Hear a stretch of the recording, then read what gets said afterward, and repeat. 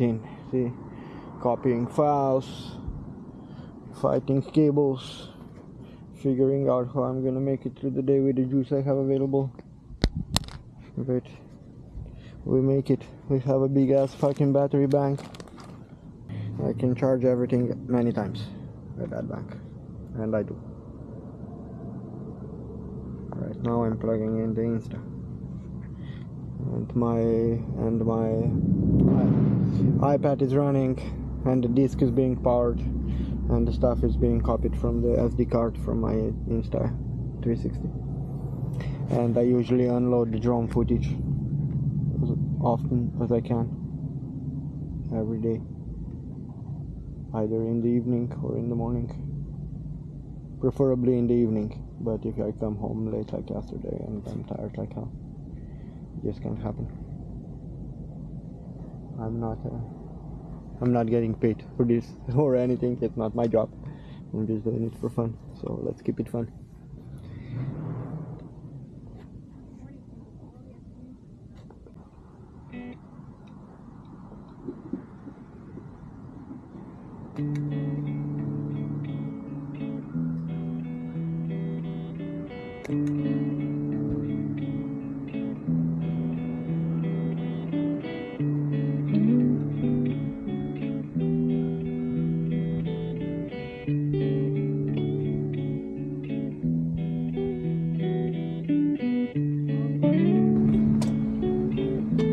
Gotta get some food.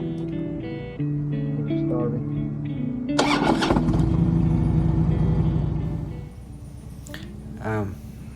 After organizing my cable mess, I jumped on the bike and headed down to this place called the Crab Shack. Everybody was kind of recommending to me.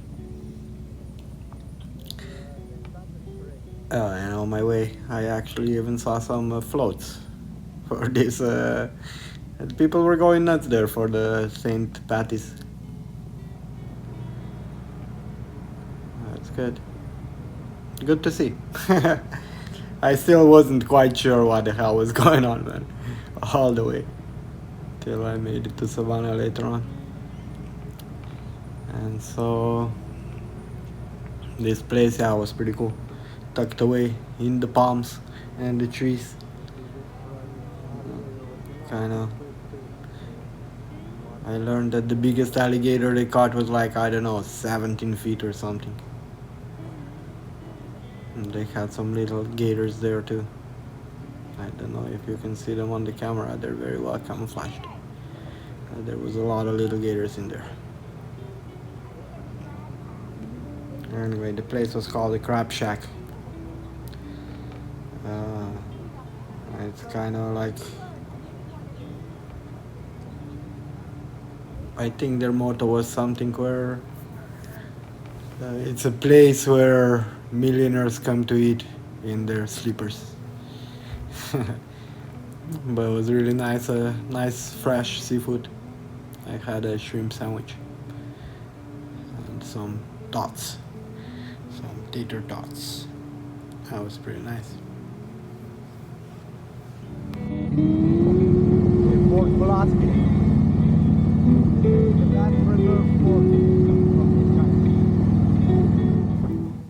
Yep. After my breakfast, I headed toward Fort Pulaski. Honestly, from the moment I got close to the location itself, already told half of the story. You got marshes out everywhere, narrow channels, barrier islands, tidal rivers feeding into the Atlantic. Beautiful landscape, but strategically this place was incredibly important because whoever controlled these waterways controlled access to one of the most important ports in North America, on the East Coast. And Savannah was a huge port long before a modern container ship started sliding through here.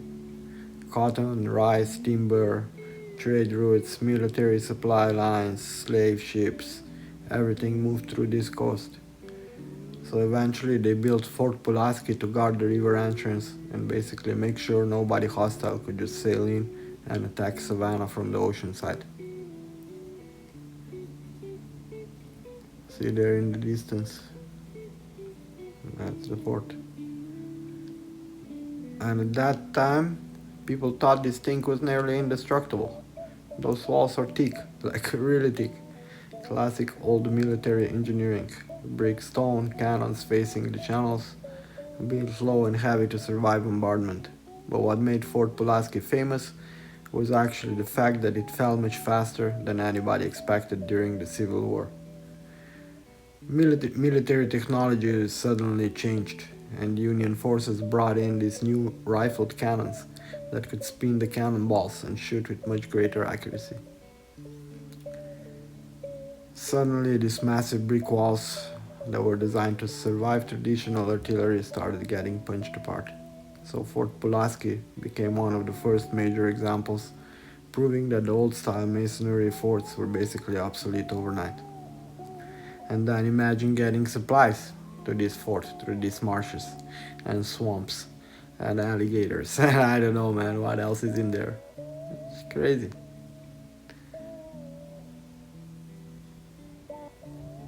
And yeah, I wanted to see the fort because the forts kind of like fascinate me. Not because they're like castles or tourist attractions, but because forts are practical structures built for uncertain times. They sit at crossroads, at river mouths, at borders, entrances to harbors. They exist because humans are trying to protect something important while history keeps moving around them.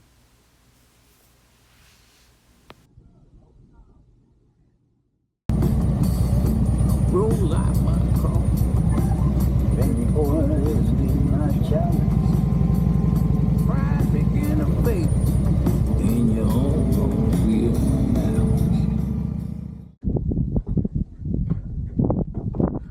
I didn't quite get it how this was such a cool location or significant location, but now I see there's water all around. There's water all around. There's the main channel where the ships come in. Yeah, Fort Pulaski is pretty interesting to see.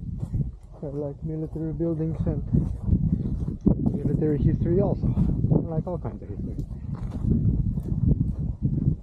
There is no railing here. That's cool.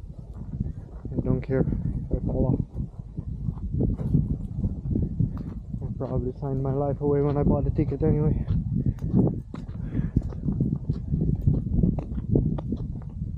Oh, I want to get a nice picture of that giant ship. They move so fast, it's actually unbelievable. You look away for 2 minutes and they're gone. That's pretty cool. Yeah, and weirdly enough, the forts keep showing up in my life wherever I'm going through major transitions myself. Years ago in Netherlands, I spent time in Fort Pannerden with a bunch of artists, where I met my, at that time, future, now ex Canadian wife. And that in turn somehow brought me here, right? Because I got married, I moved over to Canada at some point, and here I am now, walking around Fort Pulaski.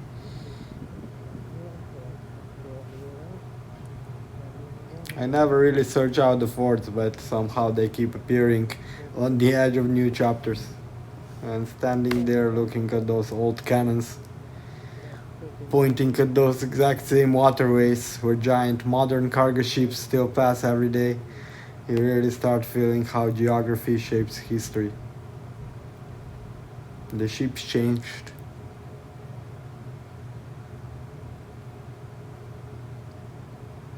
And the weapons changed.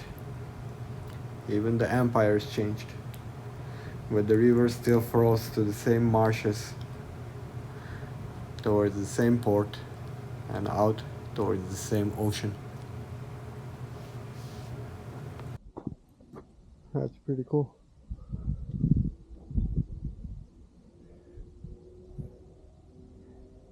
So big, like holy man, holy wow. How deep are these waters? Like, that's insane. That's insane, buddy. That's insane.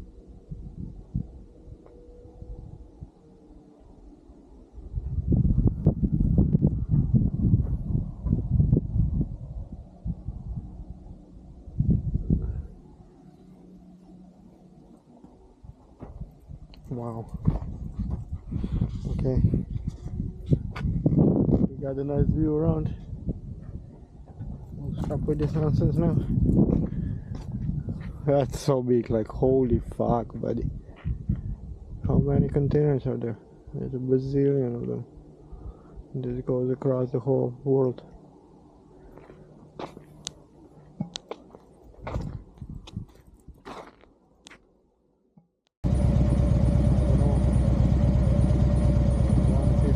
Church that's very really famous. It's the nicest church in the south, they say. But I don't know how many there are. So I was going to the Basilica of Saint John the Baptist. It was pretty crazy. Those giant Gothic towers rising above the old oak trees. It almost doesn't feel American at first glance. Feels like something you suddenly stumble across somewhere in Europe. The church was originally built in the 1800s by the French immigrants, and inside it's absolutely incredible. Stained glass, detailed woodwork, murals everywhere. The kind of place that instantly makes you quiet down a little when you walk in. It fits Savannah nicely. It's beautiful, historic, a little dramatic, and carrying a layer upon layer of history inside its walls, like everything else in this town. So by the time I made my way back to the Savannah, the whole place completely transformed. Everything was green, green hats, green shirts, green beer, Irish flags hanging from balconies, live bands playing Irish music in the streets, people dancing in the squares. The entire city basically turned into one giant outdoor party.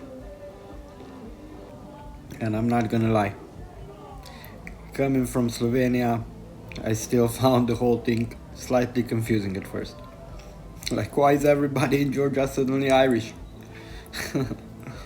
And Savannah takes St. Patty's very seriously, apparently.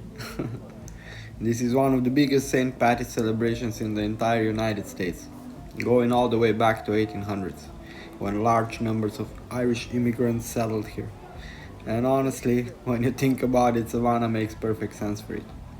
Port city, immigrant city, working class city, a place where people arrive from all over the world trying to build new lives.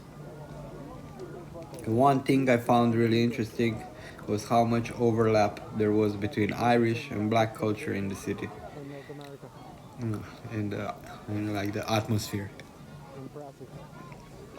It was like the music, the humor, storytelling, working class roots, struggle, celebration, community. Historically, both Irish immigrants and black communities occupied complicated places in Southern society at different times. And over generations, the cultures influenced each other heavily, especially through music, food, labor, and neighborhood life. And Savannah feels layered with all of that. Beautiful on the surface, but complicated underneath. That's probably why the city has so much soul. Even the fact Savannah survived the Civil War, mostly intact, is part of what gives it this strange atmosphere today. When General Sherman marched through Georgia during the Civil War, burning down much of his way towards the sea, Savannah was one of the few major southern cities spared from the destruction. Legend says he considered the city so beautiful and strategically valuable that he presented it to President Lincoln as a Christmas gift after capturing it in 1864. And whether people romanticize that story a little or not, the result is that Savannah survived. The old squares survived, the churches survived, the riverfront survived, the architecture survived. So now when you walk through the city during something like St. Patty's, you're not just walking through another modern downtown. You're walking through layers of American history still standing on top of each other. Old port city, Civil War history, Irish immigration, Southern culture, black culture, tourism, ghost stories, shipping industry, pirates, music, party culture, and somehow Savannah manages to hold all of it together at the same time. It's really one of the most unique cities I've seen anywhere in North America. Yeah, well, maybe in the world.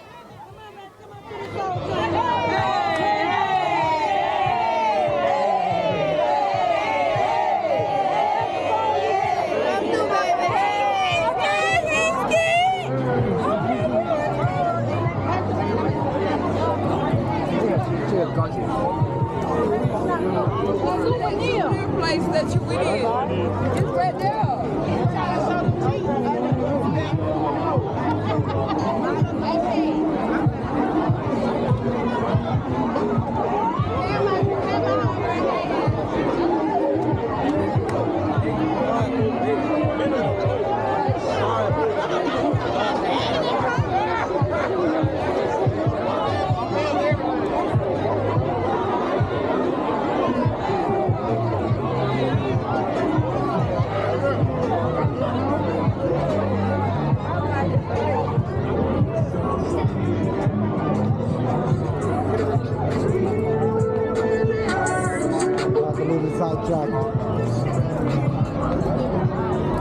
Got a little sidetracked.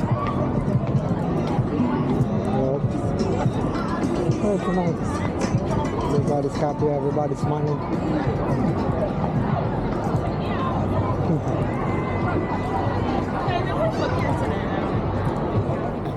Yeah, and riverfront in full St. Patty swing, madness, glorious chaos.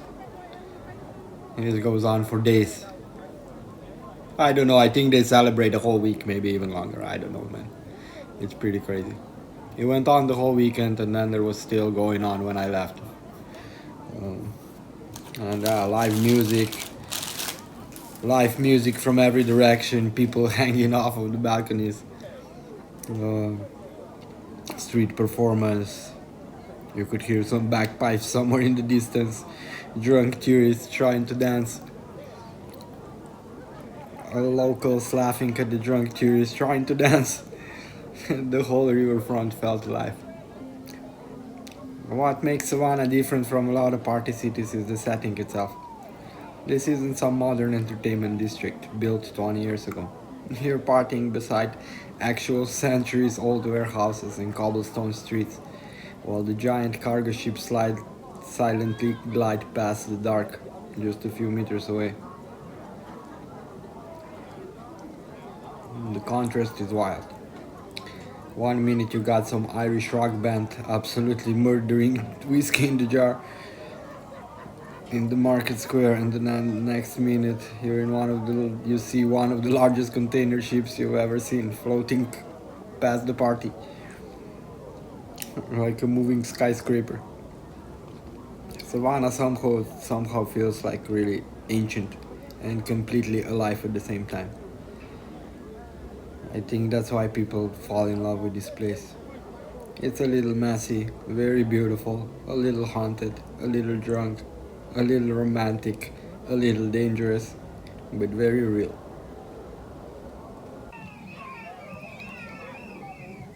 Even the riverfront itself has this layered feeling. The old stone staircases leading down to it. They weren't built for tourists with margaritas and selfie sticks. They used to be hard-working port infrastructure. Sailors, dock workers, merchants, cotton traders, immigrants arriving by ship, goods moving in and out constantly. There was a lot of rich merchants in this city. That's why it was built so beautiful and grand.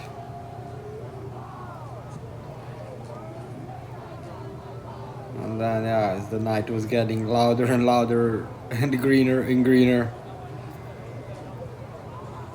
Savannah doesn't just preserve history, it still lives inside of it.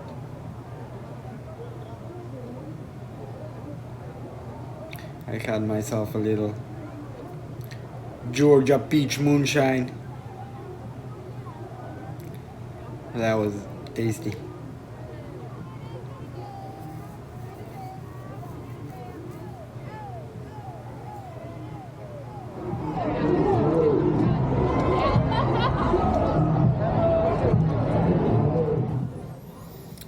Yeah, I cut some parts out from walking across this riverfront, but it's a big place.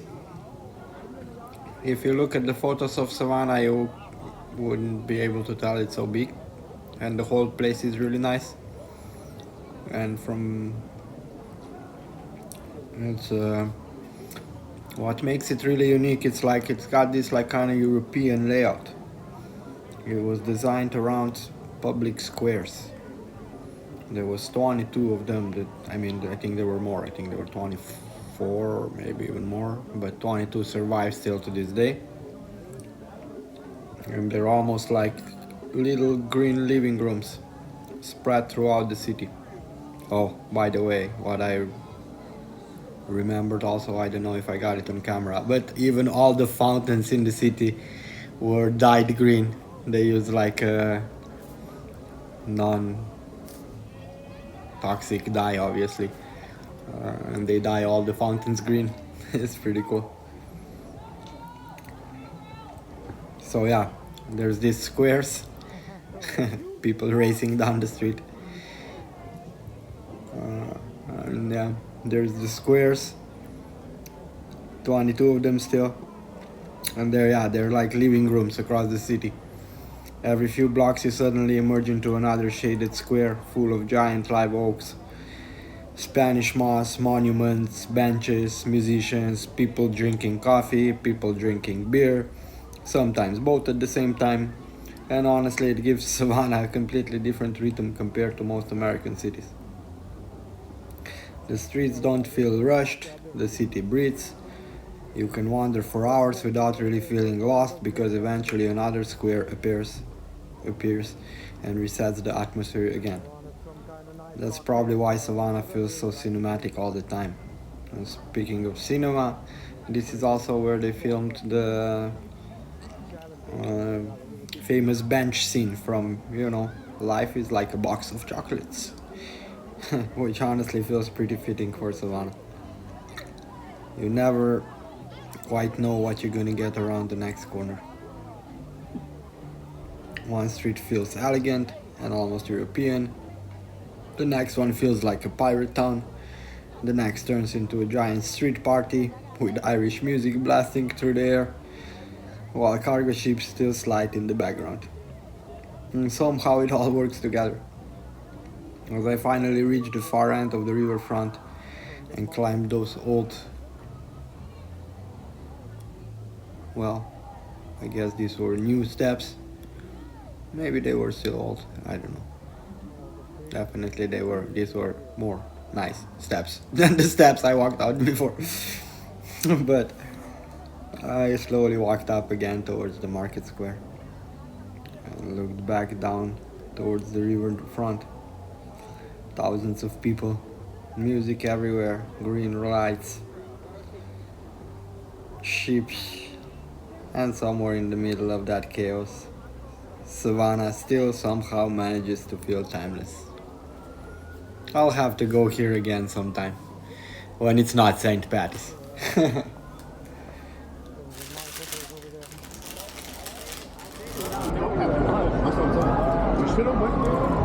I don't know, I might as well walk down the river street again or something, I don't know, to get back to my bike. And now it's too late anyway, I'm never gonna make it back daytime.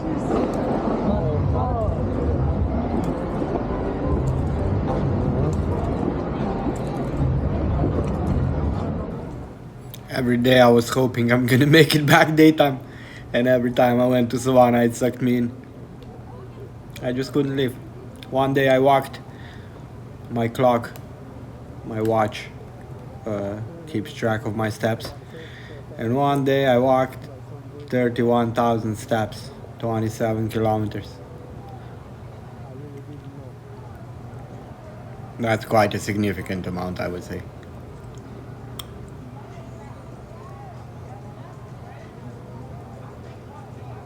But yeah, during St. Patty the prices are definitely inflated. Drinks are very expensive. You're not getting drunk also because the drinks are like watered down or something, man. You can't compare the drinks here to like drinks. That Georgia moonshine slushy I had, it was good, but it also wasn't very strong. It was like for kids. You can't compare it to the like New Orleans. In New Orleans, they pour you a drink to get you drunk. Here, they pour you a drink to charge you $20 for it.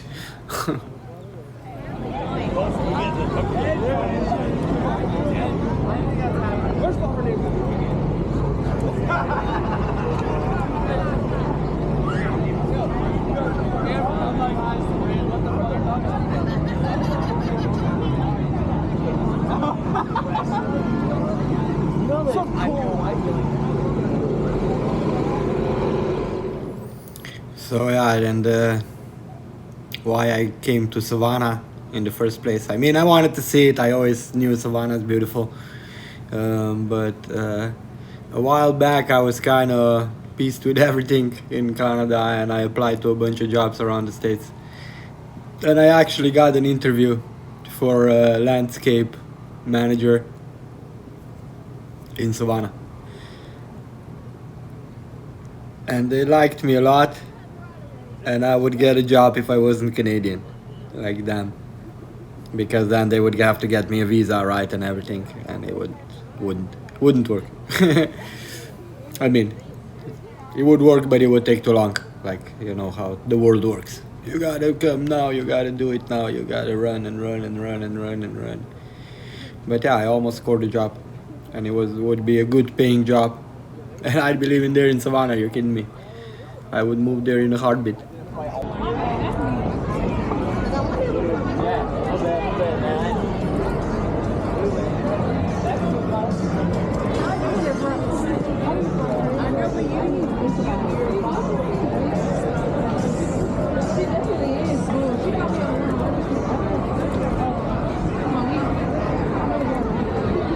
Holy fuck. So what's down here?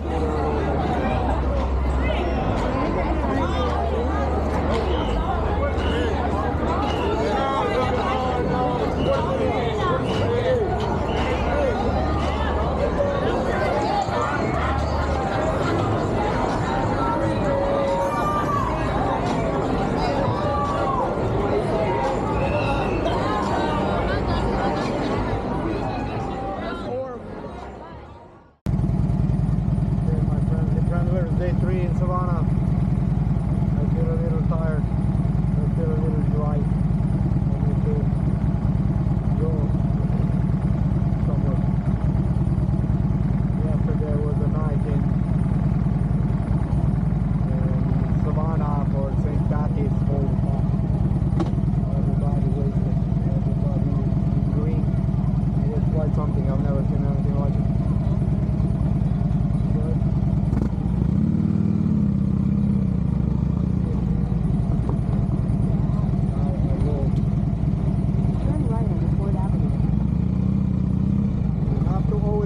Exactly the opposite of what the GPS has if you want to find anything. At the stop sign, turn right onto Van Horn Avenue. The GPS says turn right and turn left, and it says turn right on the stop sign, you just go straight.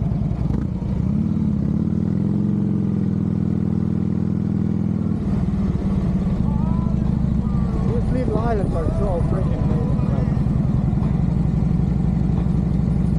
Like old settlements, you know. It's got like beachfront property. This is like $3 to $6 million.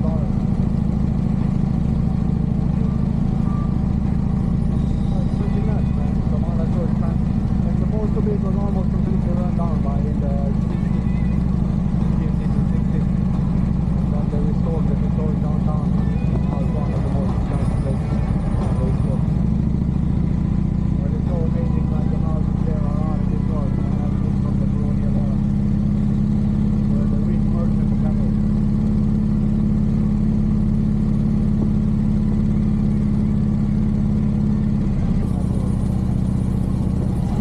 much for today.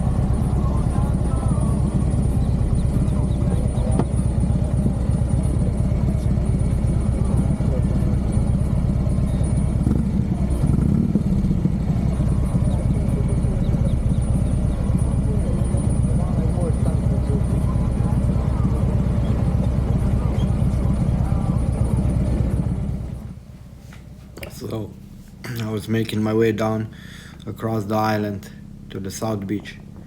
I wanted to see how the south beach looks from the air and maybe catch a sunset if the clouds don't get in my way. And yeah, Tybee Island really surprised me because once you start digging into the history, you realize this little beach town has been tied to Savannah for centuries. Before bridges and highways, getting here wasn't simple at all. Back in the 1800s, the only real way into the island was by boat, and depending on the tides and weather, the trip from Savannah could take hours. For a long time, the island was mostly lighthouse keepers, river pilots, and military people watching over the mouth of Savannah River. And that river mouth, that's the key to understanding this whole coastline. Savannah sits slightly inland, protected by marshes, barrier islands, and winding waterways. Tybee Island basically became the gatekeeper to one of the most important ports in American South. Every ship coming into Savannah had to pass the coastline. That's why forts, lighthouses, batteries ended up scattered all over this area. Fort Pulaski guarded the river approaches. The Tybee Lighthouse guided ships through the shifting sandbars and fog, and the barrier islands themselves acted like a giant natural shield against the Atlantic and the hurricanes. You can still feel that old maritime energy here today. Cargo ships bigger than apartment buildings slide past shrimp boats, and fishing docks like ghosts from two different centuries sharing the same water. And once transportation improved, Tybee slowly transformed from an isolated outpost into a real beach destination. First came excursion boats, then the railroad in the late 1800s, and eventually the highways and automobiles opened the island to regular travelers. By 1920s and 30s, Tybee had become one of the big East Coast vacation spots. Dance halls, pavilions, beach music, hotels, even rum runners during the Prohibition moved through these waters. People from Savannah would escape the summer heat by coming out here for the ocean breeze. And honestly, the tradition never really stopped. Even now, Tybee still feels different from a lot of polished tourist beach towns. It still has that slightly rough around the edges coastal soul. A little bit of fishing town, a little bit of military history, a little bit of $6 million mansions, a little bit of old southern vacation culture, and it's all mixed together. As I rode further south along the island towards the beach, the air and the Savannah River opening into the Atlantic beside me, I started realizing this place was never just a beach. It was a gateway, a meeting point between ocean and the river, between trade and defense, between old America and whatever came after.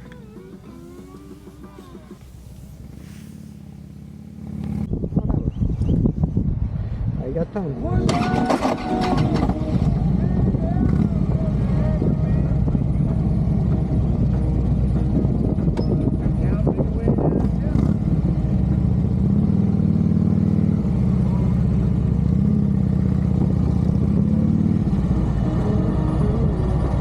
Go past this stop sign, would you? These old dry boats and this Spanish moss, this is like hard to beat, man. Like it's unbelievable. It's so scenic, like it's so unbelievable. Like you have all the trees are covered like this. I've never seen anything like it. Like American cities are like so nice, like it's unbelievable nice. Like people think, oh, big giant giant concrete jungles. Yeah, sure. LA, Miami, Toronto, all the big giant ass cities, right? Well, I don't like them either. Like, I hate them.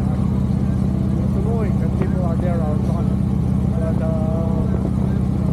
go out into these smaller towns, like it's unbelievable. It's so beautiful all the time. Like Europe is nice. It's like got an old charm, but this is something else, man. This was designed like when people had a little bit of sense for what they're doing, I think. It's not like this everywhere, but this is one of the best examples. And there are a lot of places, and they're all so green. Like Clarksville also was so green, I couldn't believe it. There's freaking forest everywhere. Like, and I'm talking forest, like not like 5 trees on the street. Forest. That little spurs of houses in between. There's some kind of river over there to the side. Came from a camp. Property. Riverside property.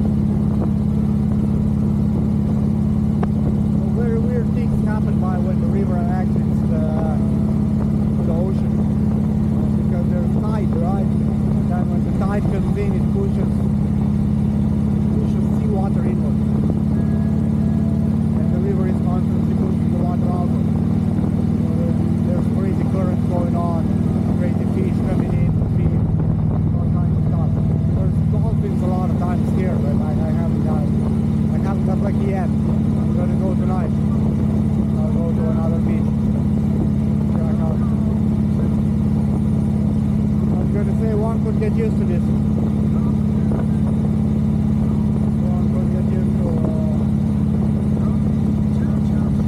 Chasing sunsets going to nice beaches and stuff. I love water, like so much my whole life. I wish for living next to the water. I don't know if I'll make it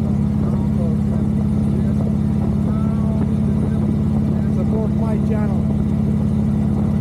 Maybe one day we'll get to see the coast somewhere to the coast. Little boy from mining town, Slovenia,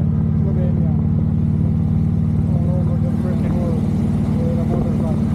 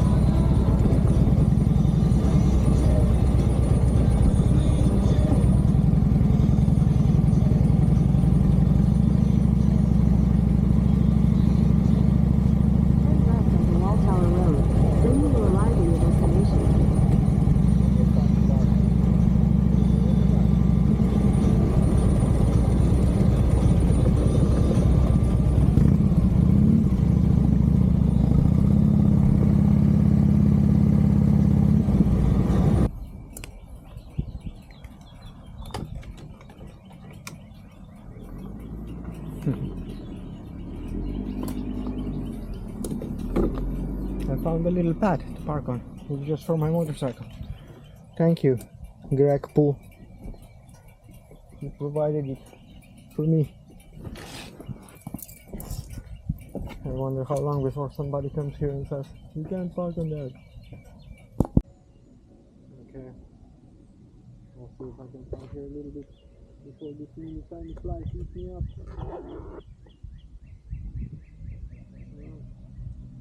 I boarded the drone flight because the birds came, but I've never seen anything like it. The first time since I started flying the drone. As soon as I went up, the whole flock of the birds started flying around the drone, over it. So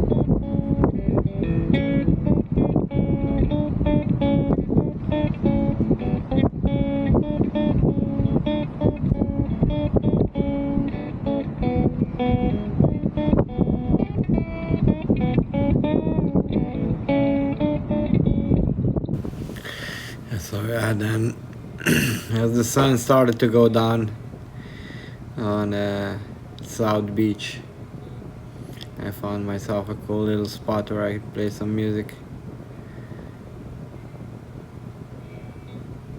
I saw a cool couple.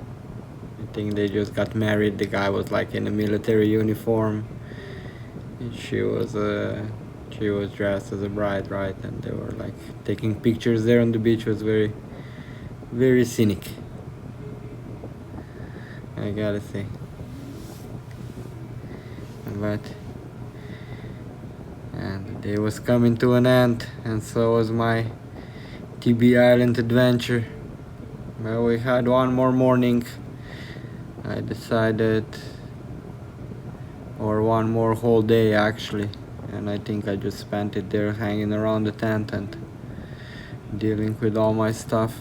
I went to see the Tybee Lighthouse and the Tybee Lighthouse Museum or whatever that is, doing the battery there on the beach.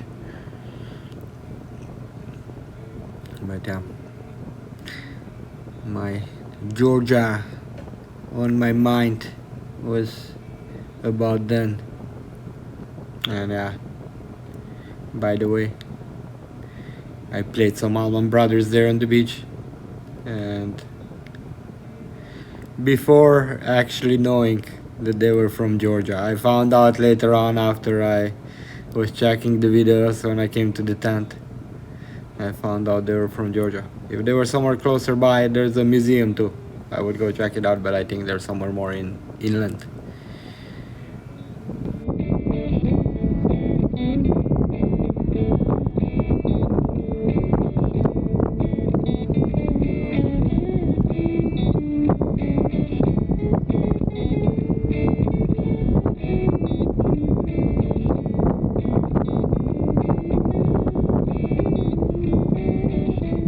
Unfortunately, the wind was quite unbearable and the recording was pretty crappy. But yeah, I definitely had a lot of fun.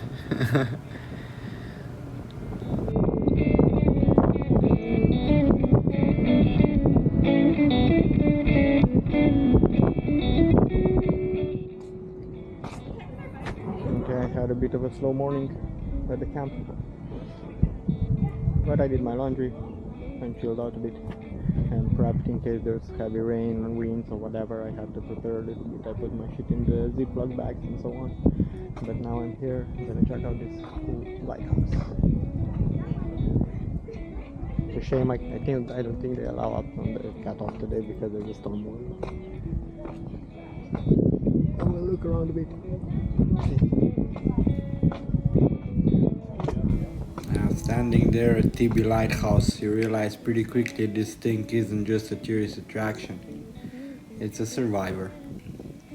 The first lighthouse here was built all the way back in 1730s, when Georgia was still a British colony, and the Atlantic immediately started teaching people a lesson. The first tower got swallowed by the storms, the second one also. So eventually they learned to move further inland and build stronger. What stands here today is basically the result of centuries of trial and error between man and ocean. And honestly, that feels very southern to me. You build, nature knocks it down, you build again. The current Tybee Lighthouse dates back to the Civil War era, though the lower section is even older. Confederate troops actually burned parts of the lighthouse during the war while they retreated towards Fort Pulaski, trying to keep Union forces from using it for navigation, but the tower survived. And after the war, as shipping exploded again through Savannah, the lighthouse became one of the most important navigation points on the Atlantic coast. What fascinated me the most was the technology inside. Before GPS, before radar, before satellites, sailors were navigating oceans using lenses, oil lamps, and geometry. The giant Fresnel lens up there could focus light into a beam visible for over 20 miles out at sea. Basically 19th century But who does engineering these restorations? I want to do it. And every lighthouse had its own paint pattern and flash sequence so captains could recognize exactly where they were at night or in bad weather. 500,000. The striped black and white tower became a signature for Savannah's gateway to the ocean. Not funny. I also liked imagining the lives of the lighthouse keepers out there. Whole families living on this isolated stretch of coast, maintaining the light through storms, war, humidity, and salt air. A lighthouse sounds romantic until you realize somebody had to climb those stairs every single day, clean lenses, haul fuel, maintain mechanisms, and keep that beam alive no matter what. And maybe that's why people still love lighthouses. They're more than buildings. They're symbols. A fixed point in darkness. A signal saying you're not lost yet.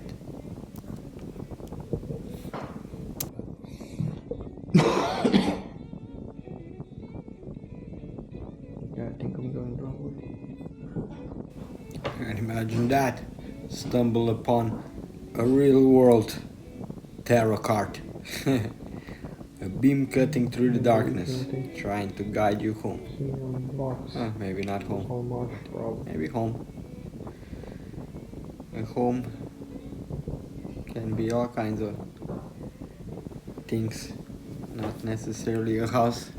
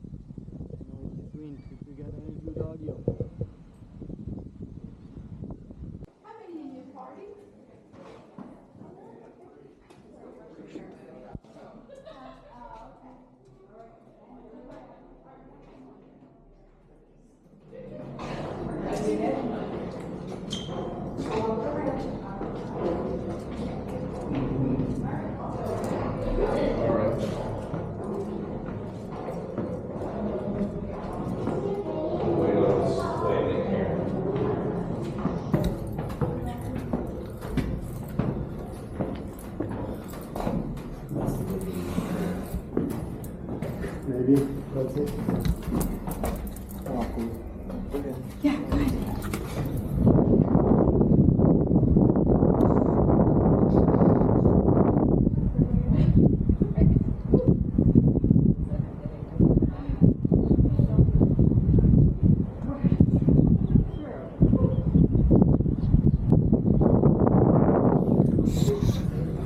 I know at first it's like, oh, it'd be a cool job. Yeah, yeah.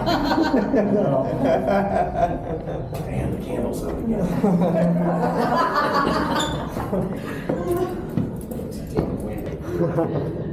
Slow and steady. Yeah, wins the race.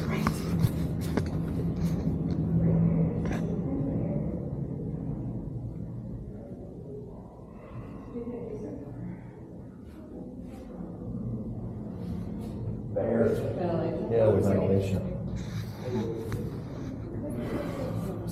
You got candles burning up here, you know, you got a little oxygen. That's true.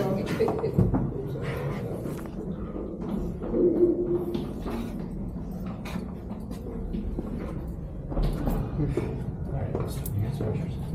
There you go. No, there's horse.